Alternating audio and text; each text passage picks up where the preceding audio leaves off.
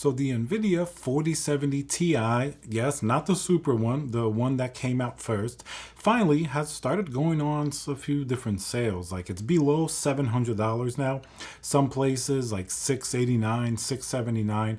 It kind of varies a little bit. Let's discuss if it's worth it at that price or if you should continue to wait and hope that prices go down more. First of all, when this GPU came out, remember, it was supposed to be a 4080 equivalent GPU, and then Nvidia quickly changed the name. Now, it's going to be simple. At this price range, you do have a few competitors to worry about. First, there's the 4070 Super, which the performance is actually pretty close to this GPU, and you can often find it for a decent amount less. Around $599 is going to be the cheapest for the starting MSRP. And now let's hear a word from our sponsor, VIP-CDKdeals.com, a Windows Pro CD key. Add to cart, you put in code CC20. This will also work on Windows 11. You want to go into your settings in Windows, change and adjust your CD key, click activate, and now let's go back to the video.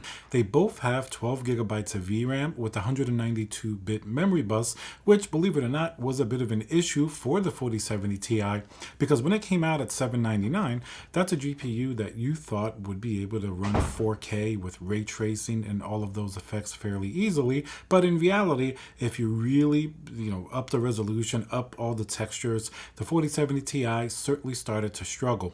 But at 1440p, which I think this is the perfect use case for this GPU, in terms of the performance, it's mostly going to be okay, except a few fringe cases where the VRAM might start to get a little bit overburdened. But in general, it's going to be pretty good. The 4070 Super, I would say even now, if you find it for like $599, I would just get that instead of the 4070 Ti.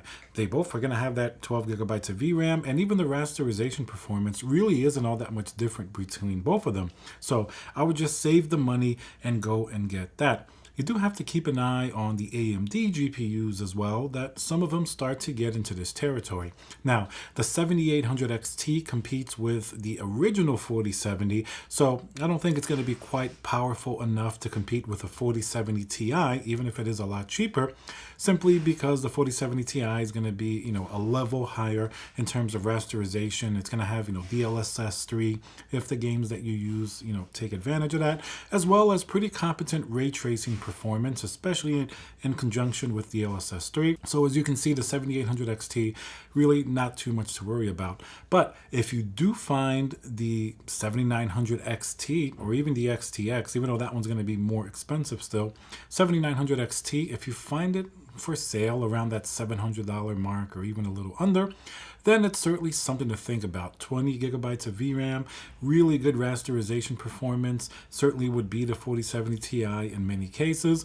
Then the only thing you have to worry about is if you want to use DLSS 3 or if your games you're playing are ray tracing heavy, you may still want to go for a 4070 Ti. But in terms of the overall value for the GPU, probably the 7900 XT will beat it in many games, especially if you get it for a good price. But anything else aside from that, then you start to have to spend more money. The 4070 Ti Super does have a decent upgrade to 16 gigabytes of VRAM. Even though the rasterization performance isn't all that much different from the 4070 Ti, the 16 gigabytes of VRAM compared to 12 gigabytes, certainly in terms of future proofing, will be a little bit significant. You can definitely run that GPU at 4K with a lot more headroom now, upping the textures and upping ray tracing and everything else without worrying about it really hitting sort of the limit of 12 gigabytes and the more narrow memory bus that the original 4070 Ti had. But the 4070 Ti Super is going to be $799 and above, so you're looking at least $100, maybe to $120 difference between the cheapest Super and then the cheapest 4070 Ti 12 gigabyte that you're going to find. So it really depends on the type of games that you want to push. If it's a GPU you plan to keep for a long time, it may be worth it to step up to the 4070 Ti Super. Because anything above that, then the price goes up a lot more. You're talking about a 7900 XTX, which recently dropped to $900, or of course, the 4080 Super, which comes in at around $999 if you can find it for that. So as you can see, the competition for the 4070 Ti under $700, I guess the biggest competitor really is going to be that 4070 Super. I would probably go for that and save $100, and you're going to get close performance to the 4070 Ti anyway.